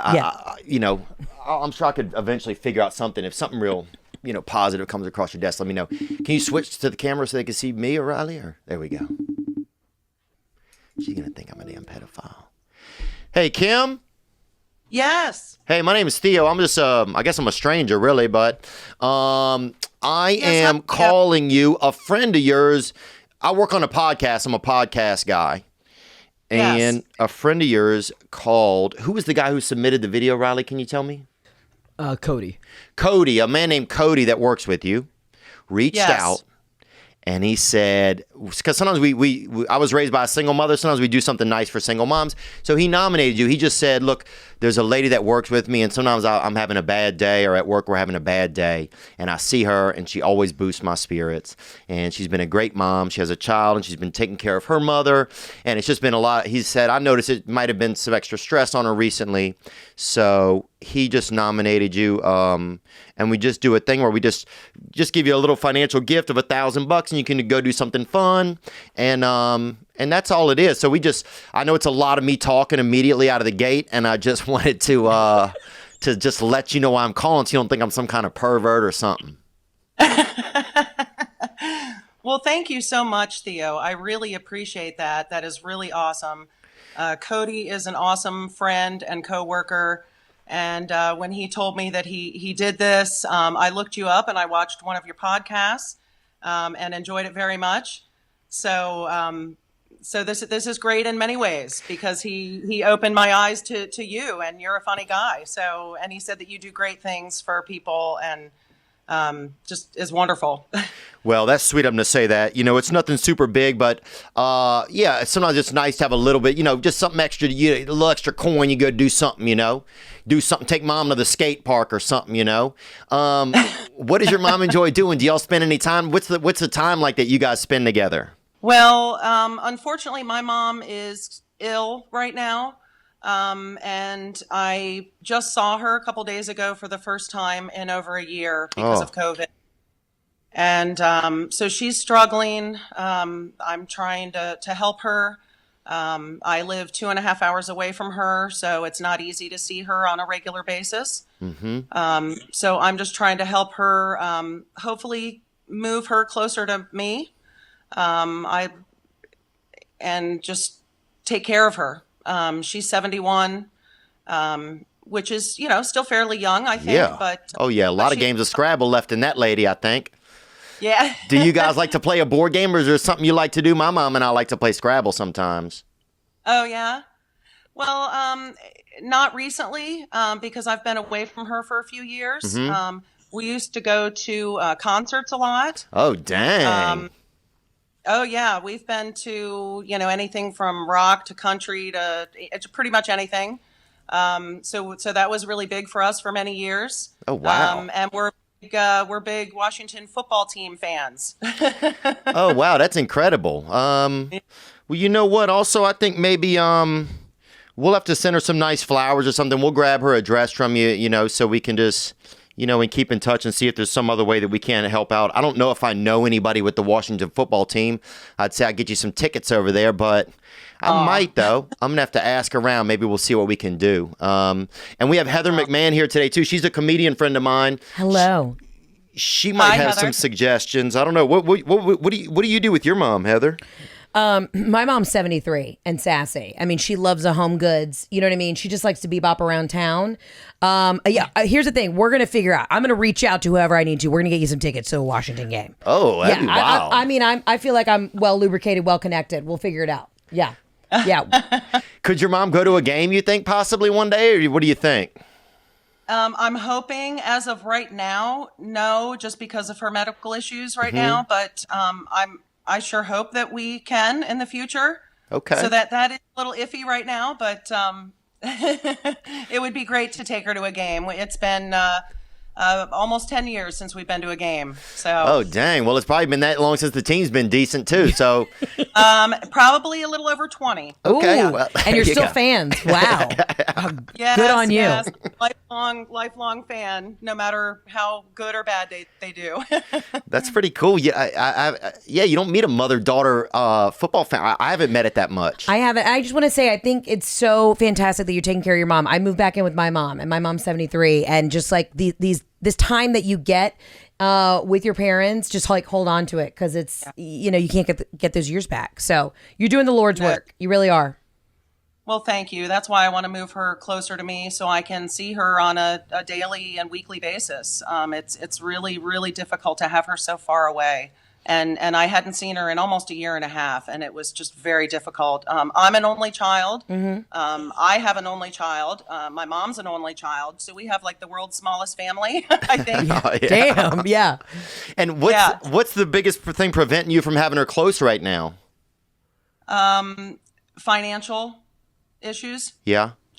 Yeah. I need to figure out how to get her moved up here, just moving costs, and find a place that has some she needs some assistance. So not necessarily an assisted living place, but possibly Day-to-day help. get a nurse to come in to Yeah. check on her. And Moving's do expensive, and things for her. help, like nursing, is so expensive. So I hear you. It's we looked into it for a family friend. I was like, I never realized how truly expensive Oh, it is yeah. to get an extra set of hands. Yeah.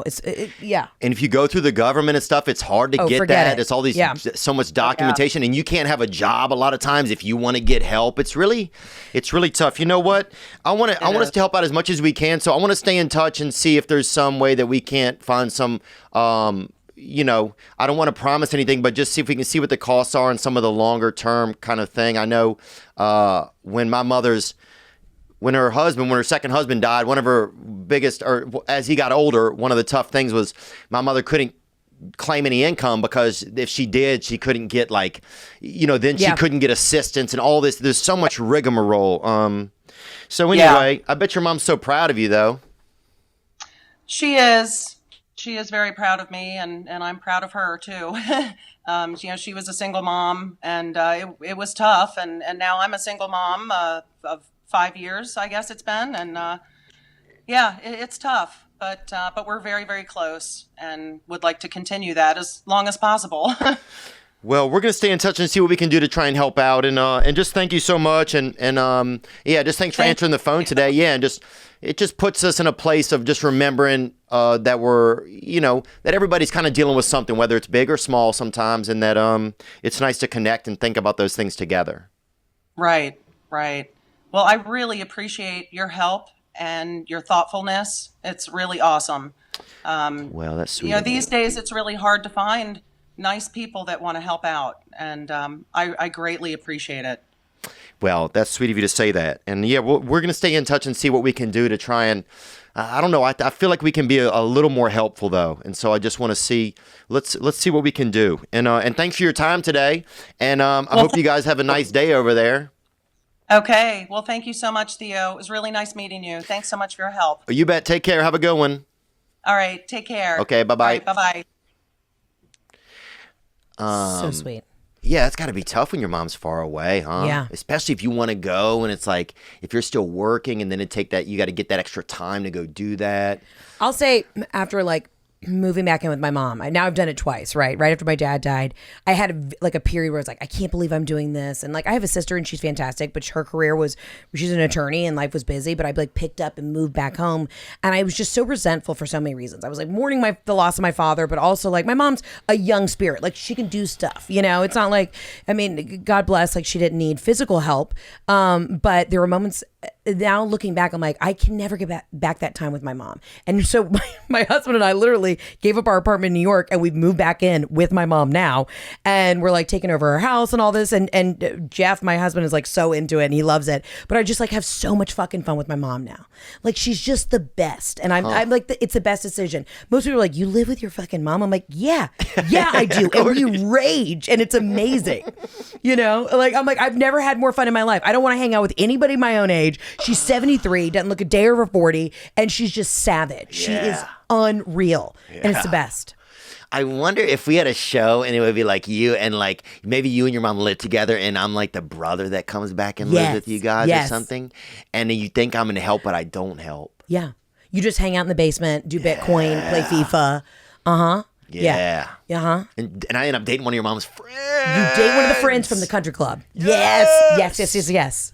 And then like you bring her home to your basement apartment. Yeah. It's not far off. Yeah. I like this. Yeah. But Riley, where do you fit in, man? We still don't have a lady for you, man. Yeah, man. I think if Heather, helps out with I got you. I think you got me. I got you. When's your birthday? July 14th. So what are you, a Cancer? Yep. Ooh, we're going to get along. Cancer and Pisces. Okay, we're going to get along. I got you. Ladies, if you're listening and you like a Cancer. They're not. It's a lot of sad men who listen to this show. And no offense, guys. I got y'all's back, fam. You feel me, dog? Gang, baby. There you go. No, I'm joking. I'm sorry. No, but I know they're sad. I know they are. I know they are. I can feel it. The energy just reads really sad. And Riley's giving me you're giving me a little joy, but mostly sadness. So you gotta beat it out of them. You know what I'm saying? Exactly. You do. And I love that. I listen to this podcast religiously. So I live for when you give like the least, but I can get the most from it. Yeah. So I just need you to know that even though you're doing the least, I'm getting the most. And that's what it's really all about. Riley. Right, so right. I got you. I will find you a woman with green eyes and maybe one leg, maybe two legs, you know? Yeah. Maybe three nipples. I don't know, but it's going to get freaky. But I will make sure she's a woman of the Lord. There you go. Yes. I got you. Amen. I got you.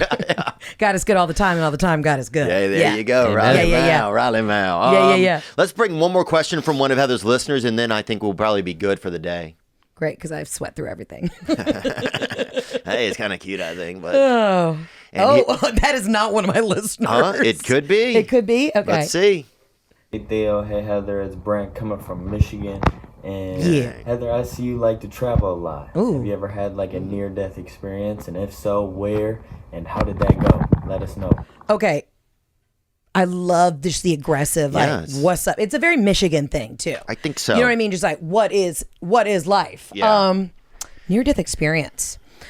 Let's see. I mean, dude, I almost died in Baltimore. I don't know if you've been to Baltimore. I have. It's basically the Black Main, it gets a little. It gets a little crazy. Like people had warned me. I was there for a show, and people had warned me. They're like, just wait till you see somebody doing like the heroin lean, and they're literally like zombies walking out. And I played this club that was across from like one of the scariest Magoobies. Was it Magoobies or no? Was it? No. Sorry, I need to quit interrupting. No. You're fine. No, I'm not. No, I think it was like, oh shit. It was some. I can't remember the place. I just remember we rolled in. We couldn't find food anywhere. Yeah. And we were saying like they were like, there's one street in Baltimore you can like stay in a hotel there. So you can get a sandwich here. Everything was closed. This wasn't during COVID. This is in 2019. I just remember seeing this is during regular times. Yeah. Like the Subway was closed. Like a Subway sandwich was. I was like, I just need a fucking sandwich. And then I came out and everyone's doing the heroin lean. Oh yeah. And then I'd never had a panic attack in my life, but for some reason, like just the energy of Baltimore, I had a panic attack right before I went out on stage, and I had to start the show and like work through it.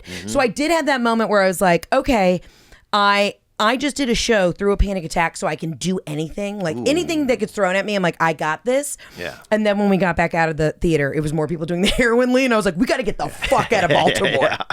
I don't get it. And people from Baltimore got really upset. They're like, our town's great. We've got crabs. I'm like, if that's the only thing, you have crabs and Spirit Airlines. Like, I don't know what, I just don't see the draw. I really don't. Crabs are just SUV shrimp, bro. They really are. Shit, to be honest, they really are. Dude. It's just a shrimp in an armored truck. That's all it is, bro. I mean, crabs are great, but it's not. Y'all, it's happening underwater. You're not doing it. I'd like to see you do more above ground. I 100%. At least dolphins come out. They come out of the water. That's all. They do a little hello, pop in, pop out. I would love to see a crab at least.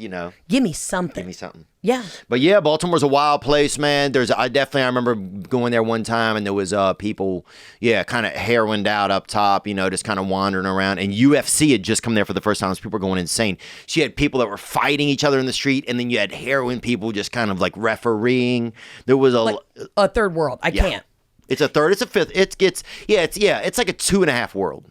I thought about getting into the UFC stuff. I know you're a big UFC guy, but I have some of the female UFC fighters that follow me, and I just expected these women to like come up. They came to one of my shows in Atlantic City, and I just expected them to be like ripped, and they were like half my size, and I'm like, you're in the fucking octagon, because like I feel like I'm built to fight. I'm a very like gentle person, but I'm very limber. Like I got a high kick. I'm strong. I feel like I would thrive in that environment, but I don't know. I know you're training. I could see. I've been doing some training. I like it. I really like it. My ribs got hurt. I've fought in a lot of the women in class. I could see you doing it. Yeah. I could see any woman doing it. It's a confidence builder, and it's not about as much the fighting when you're at the training. It's just more about like learning how to like. Women will definitely learn to defend themselves and how to like. That's what I want too. Yeah, I want to learn how to like break someone's nose if they come up behind me at a valet. I just want to fuck some shit up. Oh yeah. It's self-preservation. Yeah, you could do that. You'll be preserved after a couple of classes, I think. Yeah. Yeah, I really enjoy it. I think it's fun. And a lot of the fighters are really nice people. Do you only fight people in your weight class? You're supposed to. Okay, I had to fight a blind guy. Look, it's really I have a long way to go. Okay? They have put me against blind? Females and most recently a blind gentleman. Yeah, Albert. Oh, sweet Albert. Well, how'd it go? Did he fuck you up? He's good. Yeah. He's good, man. I think he used to do gift wrapping or something at like a Macy's. So he fucking had me. The best massage I've ever had in my life was a blind man. Yeah, and he was like, they warned me, but there was this guy, they're like, he'll change your life. And you could feel him feeling around the table. And I'm like, yeah, you lose one sense, you get a new sense in your hands. I mean, it was incredible. He knew the body like no one's business. I was like, I really kind of only want blind masseuses from here on out. Yeah. Yeah, I think eventually sight will become a thing of the past.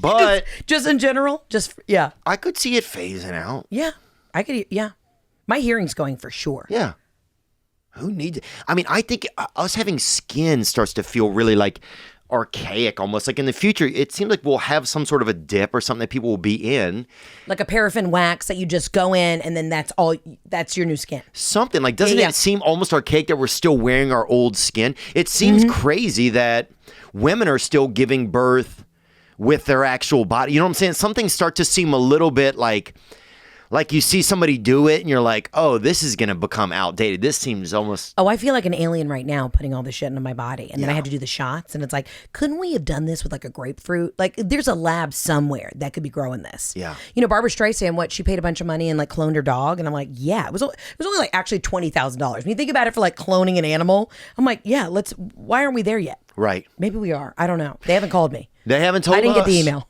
You know, it'll probably start, it'll start abroad first, I'm sure. Because we have too many regulations, Here, it's tougher to get things passed. Here, we'd probably have a lot different stuff, Yeah. But. Well, I mean, good old US of A. Remains to be seen. Right. It remains to be seen, a lot of things. Heather McMahan, thanks so much for coming in today. Thanks for having me. Yeah, I appreciate it. And people can check you out. Yeah, check me out on Instagram. Yeah. And you can listen to my podcast, the Absolutely Not podcast. The Absolutely Not podcast. And we'll put links to all that right in the description. And thanks so much for your time and for coming in and for bringing your childhood friend in. Hey, thanks for letting me sweat on your couch. This has been a real magical afternoon. Yeah, we're going to auction off that cushion, actually. Yeah, let's get weird with it. For all your sad, lonely male followers. Riley's probably going to keep that in freaking... Ooh, it smell like testosterone. Yeah. Riley, ooh. Really, I actually feel like there's been a little sexual energy between us. I really do. I do. I mean, do you feel that way? Oh, yeah. Definitely. Okay, good. Riley is, all he has is sexual energy. Yeah, exactly. Honestly, radiates sexual energy. And I don't think you're living your truth. So I think I'm going to get you with a broad-shouldered, thin-ankled, just big-tittied blonde girl who loves the Lord. She's in the youth. No, not youth. Sorry, God, no.